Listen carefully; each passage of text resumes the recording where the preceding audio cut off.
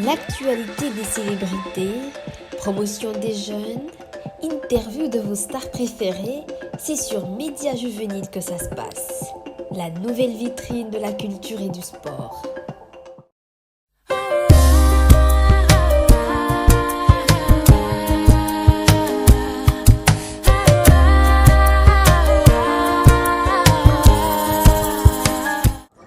Bonjour, je m'appelle Alpha Sec, je suis écrivain, poète, mais aussi romancier et slammer. Je suis né le 11 octobre 1996 à Conakry, en République de Guinée. C'est avec joie que je suis là. Submergé par tous ces sentiments. Mon recueil de poèmes qui est sorti le 19 juin 2019 a pour titre Tiramisu Maïmouna Condé. Pourquoi ce titre? Parce que tout simplement, tiramisu, c'est un terme qui est d'origine italienne. La traduction littérale, ça veut dire remonte-moi le moral, redonne-moi le sourire, redonne-moi de la force. Donc c'est tout ce qui est, on va dire, appui moral. Voilà. Et Maïmouna Condé, vous l'aurez deviné ou pas, c'est le nom de ma mère. Et c'est elle qui représente tout ce qui est soutien moral pour moi. Donc il fallait que ce soit elle sur le titre. L'écriture sans âme n'est que lettre. En ce qui concerne mon parcours scolaire, il est très simple. J'ai fait toutes mes études primaires, secondaires au lycée Ami École, au groupe scolaire Ami École. C'est l'école privée de mon oncle maternel, Ibrahima Souri Condé, connu sous le sobriquet de Escondé au quartier Koloma. Tout le monde le connaît. Depuis la maternelle, je ne sais pas comment l'expliquer, j'ai toujours été premier de ma classe. Au début, c'est comme ça, c'est venu comme ça. Je ne savais pas quel effet ça faisait.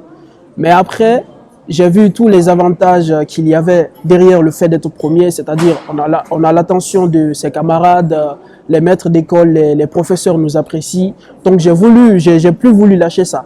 Donc je me suis accroché à ça, j'ai continué à travailler de façon très naturelle. J'ai jamais eu besoin qu'on me dise prends ton cahier, fais ceci, fais cela. Je l'ai fait de manière vraiment très volontaire et j'ai toujours été comme ça, premier de ma classe. Jusqu'au collège, pareil. Au lycée aussi pareil. Et puis en terminale, j'étais très motivé. J'ai fait les sciences mathématiques au lycée. J'ai travaillé avec Monsieur Naza. J'étais avec lui. Il m'a enseigné notamment en maths, en physique et en chimie. Donc je peux dire en toute humilité que j'avais comme ça beaucoup de chance d'être parmi les lauréats. Et à la fin de cette année, c'était en 2015, c'était l'année Ebola. On a commencé les études au mois de janvier. Et après beaucoup de mois de travail et d'abnégation, à force de courage, j'ai terminé premier de la République en 2015 pour les sciences mathématiques. Et suite à cela, j'ai obtenu une bourse d'études pour le Maroc, où je suis présentement. Donc, je suis passé par les classes préparatoires de Marrakech puis de Casablanca, avant de me retrouver à l'Institut national de statistique et d'économie appliquée pour la filière recherche opérationnelle et aide à la décision. Comment j'ai eu l'idée d'écrire? En fait, je pense que l'écriture m'a toujours habité depuis le collège. J'étais un élève plutôt polyvalent, que ce soit dans les matières littéraires ou exactes, mais j'ai toujours eu un penchant beaucoup plus, on va dire, axé sur l'écriture, sur la langue française. Donc, j'ai écrit mes premiers poèmes depuis le collège à cette époque-là, mais je n'avais jamais pensé à publier. C'est quand ma grand-mère est décédée en 2017, j'étais ici au Maroc, ça m'a fait un choc émotionnel parce que c'est avec elle que j'ai grandi. Moi, j'ai pas grandi avec mes parents, j'ai grandi avec elle, donc c'est elle qui est mon père, c'est elle qui est ma mère, c'est elle qui est tout. Donc quand elle est décédée, ça m'a vraiment fait un choc émotionnel. Je n'avais pas trouvé autre moyen pour faire mon deuil, donc j'ai écrit beaucoup de poèmes pour lui rendre hommage. Et par la suite, j'ai voulu que cela soit lu. J'ai eu envie que cela soit publié. Donc, c'est suite à cela que j'ai rassemblé ces poèmes, notamment où j'ai aussi rendu hommage à ma mère, Maïmouna Condé. C'est pour cela que le titre, c'est Tiramisu Maïmouna Condé. Donc, c'est une question de... On va dire que c'est un chant de méditation, de réflexion, si vous voulez. Donc, c'est pour cela que j'ai eu l'idée d'écrire ce recueil de poèmes. Ma grand-mère est décédée le 26 septembre 2017. C'est à 9 h du matin. J'étais en classe Et c'est un cousin qui m'a appelé, mais j'ai pas répondu parce que c'était un cours de physique, je vais jamais l'oublier. Finalement, il m'a envoyé un texto me disant que j'ai perdu ma grand-mère, que ma grand-mère était décédée. Je ne sais pas si j'étais assis ou si j'étais en train de flotter ou en état d'apaisanteur. C'est compliqué à expliquer, c'est très emberlificoté. Mais je sais que j'ai eu très mal au cœur et que j'ai vu mes larmes couler toutes seules. Je suis sorti de la classe naturellement, je suis parti dans ma chambre, j'ai passé toute la soirée, toute la journée à pleurer. Mes amis sont venus, ils n'ont pas pu me cajoler parce que la douleur était très très intense. Je pense que c'est grâce à l'écriture, notamment, que j'ai pu en quelque sorte faire mon deuil. Voilà, parce que je n'étais pas là-bas, je n'ai pas eu l'occasion de partir pour l'enterrement ou bien pour le sacrifice. Mais j'ai trouvé en l'écriture le moyen, on va dire, prolifique pour surmonter ce décès. À la maison, quand tu arrives chez moi, tout le monde m'appelle député. En fait, quand ils entendent Alpha Sec, ça leur fait un peu bizarre. C'est à l'école qu'on m'appelle comme ça, Alpha Sec. À la maison, tout le monde m'appelle député. Je pense c'est parce que l'année à laquelle je suis né, en 1996, il y a eu les élections législatives qui avaient eu beaucoup de bruit à Conakry notamment. Donc c'est à cause de ça que j'avais une tante, paix à son âme.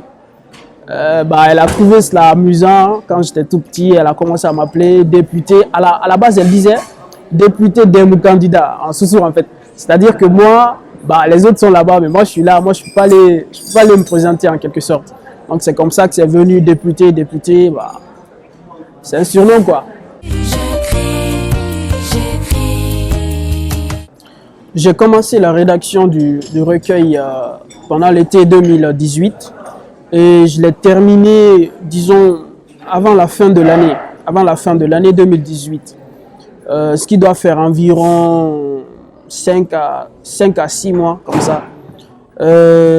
L'écriture, c'était beaucoup plus difficile parce que, par exemple, lorsque j'abordais le sujet du décès de ma mère, de ma grand-mère, je veux dire, c'était très difficile à écrire parce que à chaque fois que j'écrivais, j'avais les larmes aux yeux, j'avais le cœur qui était lourd. Donc j'arrêtais et puis j'abordais d'autres sujets. Mais il fallait que j'écrive cela. Vous savez, parfois, les pompiers, pour éteindre un feu, qu'est-ce qu'ils font? Ils allument un contre-feu. Voilà, ils allument un contre-feu. Le feu qu'ils vont allumer, c'est celui-là qui va essayer de ralentir le feu qu'ils sont en train d'essayer d'éteindre.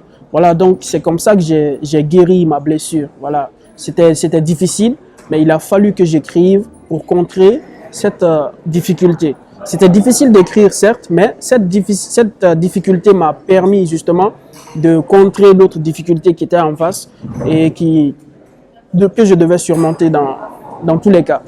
Donc j'ai choisi maintenant le style de la poésie, des poèmes. J'aimerais signaler que j'écris exclusivement des poèmes qui sont rimés, donc classiques. Ce n'est pas de la poésie libre. Pour moi, la poésie, c'est avant tout d'abord cette faculté à rendre belle la langue française avec la tonalité, la métrique et tout.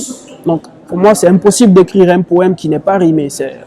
Voilà, c'est mon avis personnel, c'est impossible. Donc, moi, tous mes poèmes sont rimés et tous les textes que je présente sous forme de slam sont aussi rimés. Maintenant, j'ai choisi la poésie, les poèmes, parce que je pouvais justement aborder, on va dire, plusieurs thèmes à la fois. Dans un roman, j'aurais pu écrire, j'écris des romans, mais dans un roman, on va dire que le sujet, il est beaucoup plus centré. Le but de l'histoire, il est là, il est fixe. Alors que dans un recueil de poèmes, c'est plusieurs titres, on peut parler de plusieurs choses à la fois. Et moi, je voulais parler de plusieurs choses à la fois. Donc, c'était harassant, certes, mais enrichissant.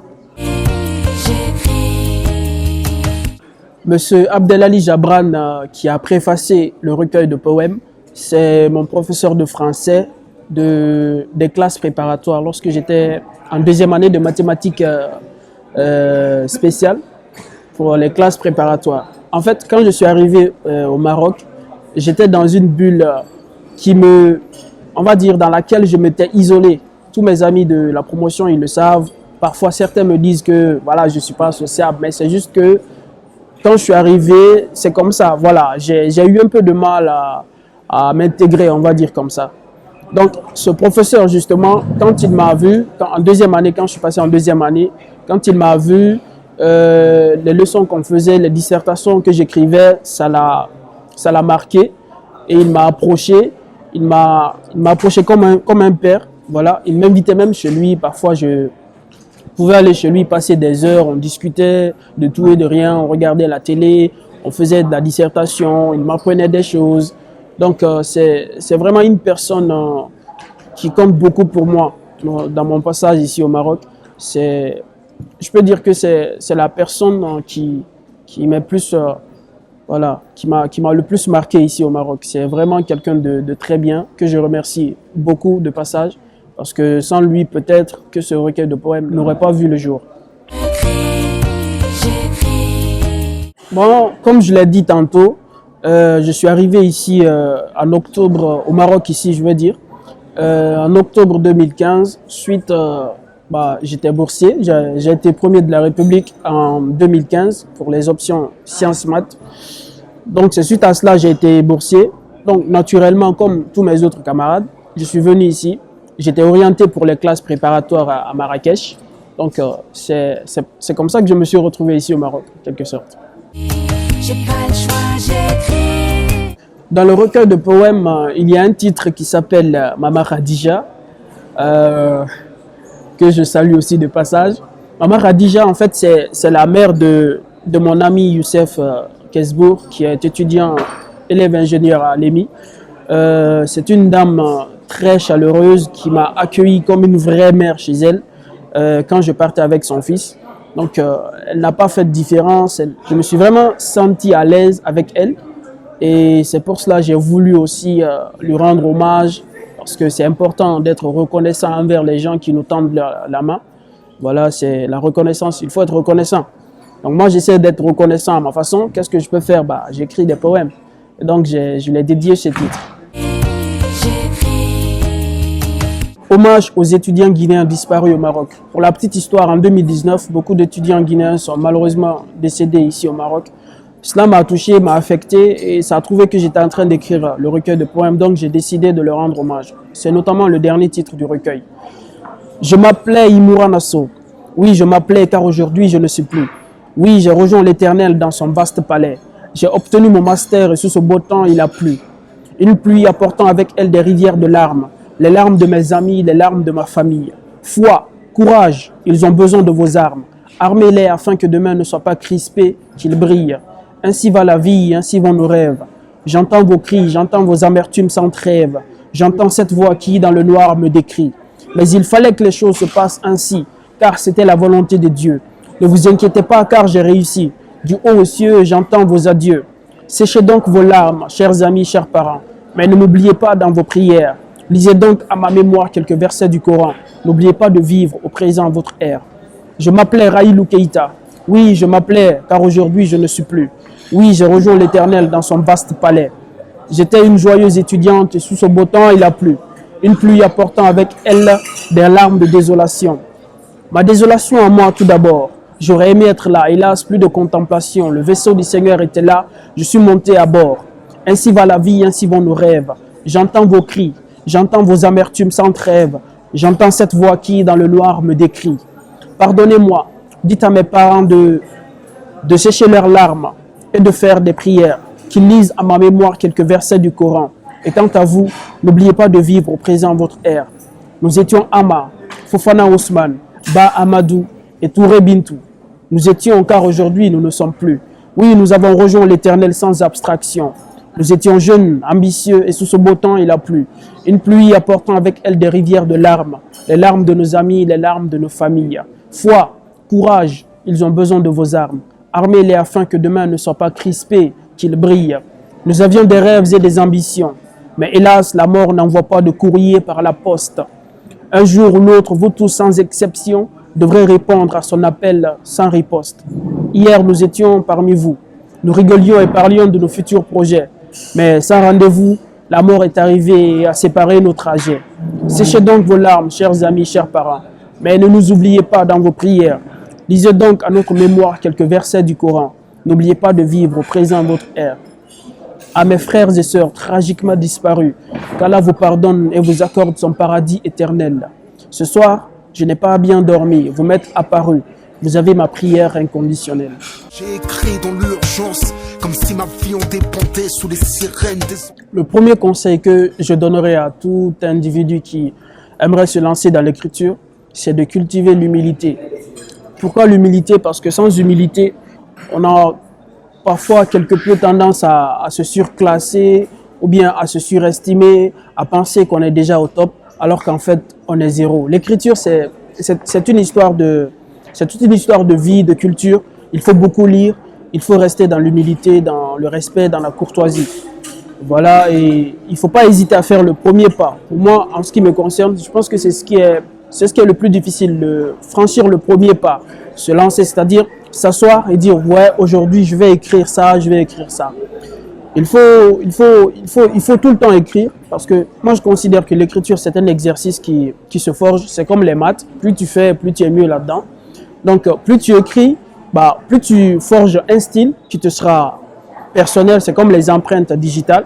Chaque écrivain a un style personnel, donc, mais ce style personnel, pour l'acquérir, il faut écrire toujours, tous les jours, ou bien, en tout cas, essayer d'écrire le plus possible.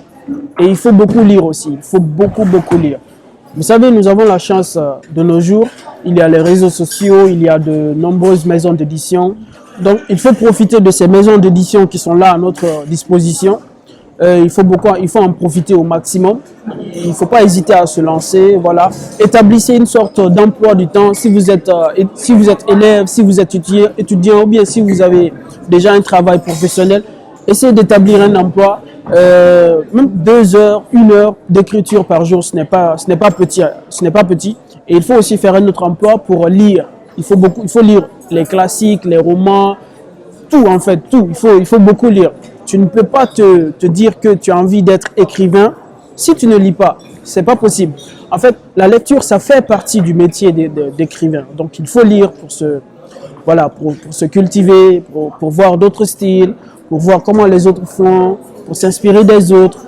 C'est comme ça qu'on évolue, c'est comme ça qu'on se forge un style d'écriture. Pour le mot de la fin, je dirais que j'ai été très honoré d'être là parmi vous. Merci beaucoup à Média Juvénile de m'avoir invité pour participer à cette interview. C'était très généreux de votre part parce que en ce qui me concerne, j'ai besoin de ça, de cette lumière pour me faire connaître, pour faire connaître mes œuvres. Voilà, parce que j'écris aussi des romans, un peu de tout en fait. Donc je suis très honoré, très content d'avoir participé à cette interview. Et pour ceux qui nous suivent, merci de vous abonner, soutenez les frères, partagez les vidéos, likez et tout. Merci beaucoup, on est ensemble.